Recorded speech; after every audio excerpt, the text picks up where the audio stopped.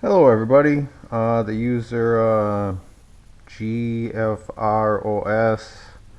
1000 I believe his username is. He had a question on how I end the leaf clusters close to a branch, and basically there are just two ways I do it.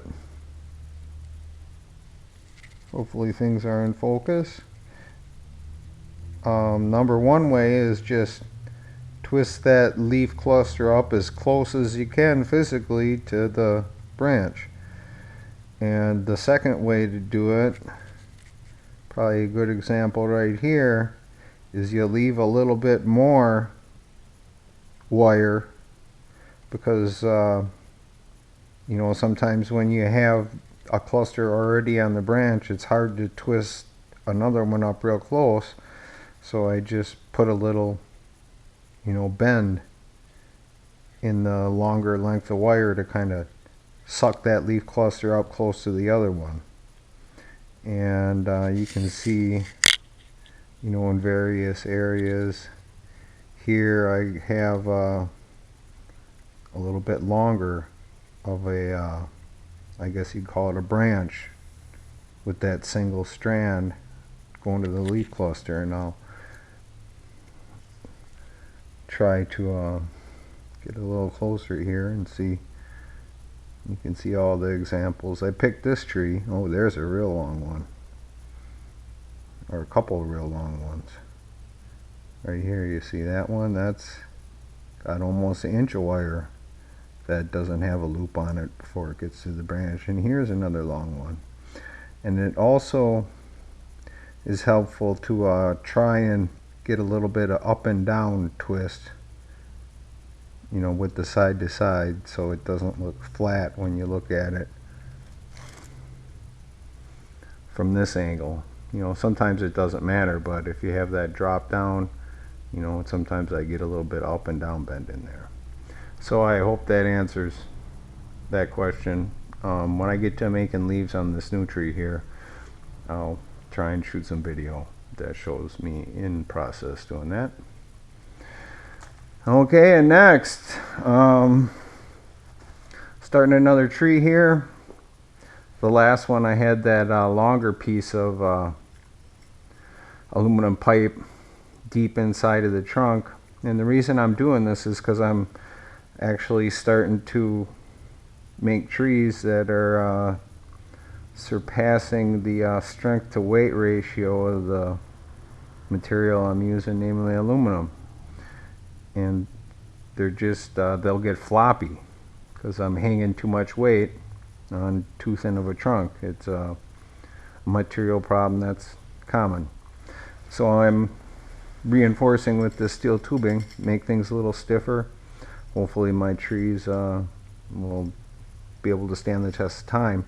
And this time you can see I'm using two pieces, and the reason for that is, while it's great that this aluminum tubing adds stiffness to the trunk, it doesn't let you make any subtle bends. So this way I'm thinking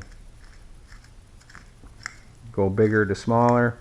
I can get some subtle bends incorporated into the trunk and still provide that stiffness support.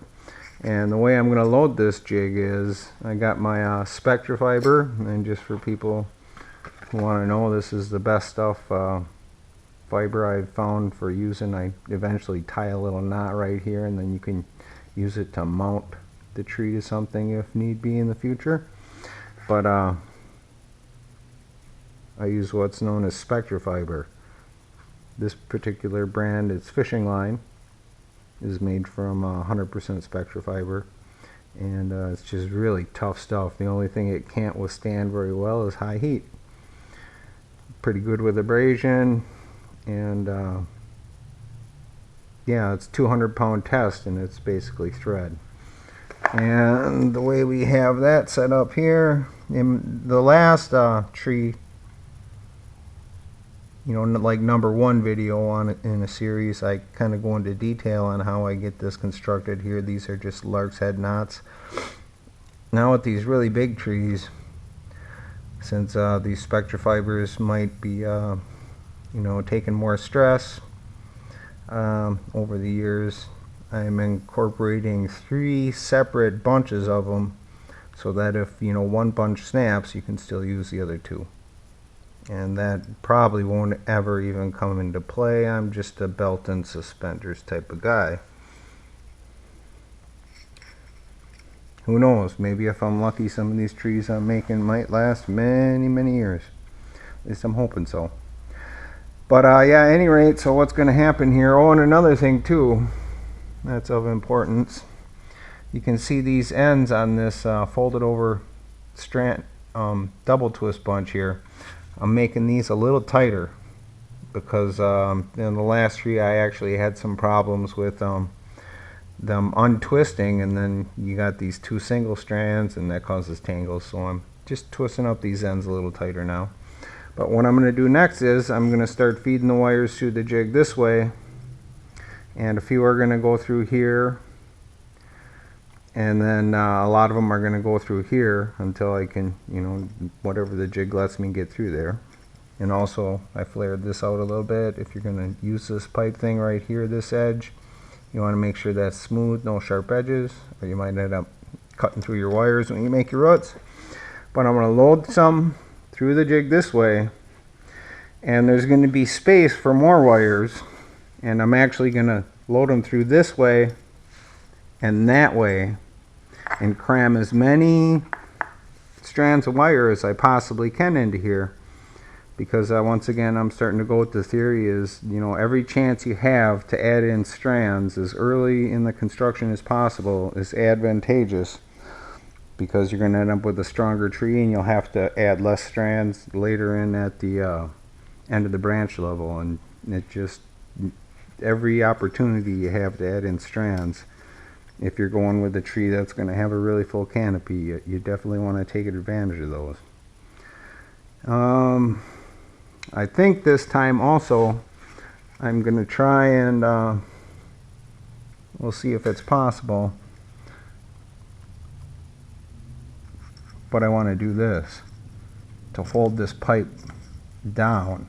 I want to have one come through like that, and then when it comes to the top I'm going to twist it there and try and hold this first pipe right down tight to the jig. So I think that'll work out. So that's something new. This tree I'm probably shooting, gosh, I don't know how long those are, probably almost 5 feet. I'm probably shooting for a between 20, 25, 27 inch in height tree if the root system is normal. So I'm going to start loading up this jig. I'll take a short video once I get this first kind of bunch complete and get this all jammed through, and we'll see how that turns out. Hope everybody's having a good day and staying away from the COVID. Bye-bye.